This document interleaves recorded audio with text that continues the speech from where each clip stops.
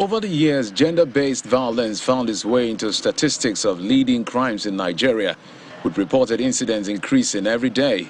In May 2015, former President Goodluck Jonathan signed the Violence Against Persons Prohibition Bill into law to provide legal backing for the prevention of all forms of violence against vulnerable persons, especially women and girls.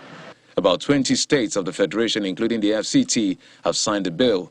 Yobe State is not on that list, a situation the International Federation of Women Lawyers is not pleased about. The BAP has already elaborated and enlarged and make more innovations with regard to the definition of rape. And the proof also is not as difficult as the one enshrined in the penal code. And the punishment there too. Also, the BAP has prescribed a stiffer punishment, that is a strong remedy for victims of gender-based violences and sexual offenses. To others, establishing special courts and decentralization of police investigation units is key to getting convictions. This special court may not see the light of the day without the assentment of the VAPT Act.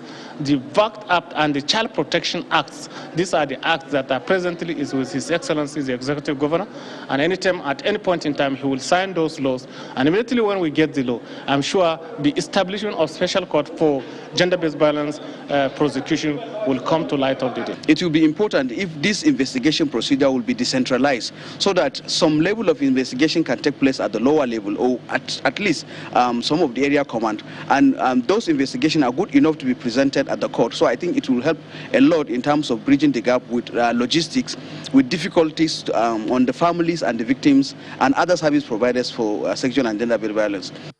The good news for these stakeholders is that the Yobe State Chief Judge has signed the High Court Civil Procedure 2021 that will quicken dispensation of justice.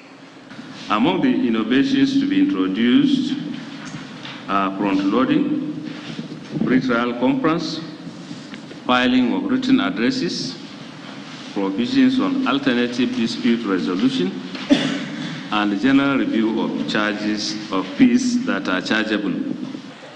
In the meantime, residents are optimistic that the numbers will witness a decline when the Violence Against Persons Prohibition and Child Protection Bill is signed.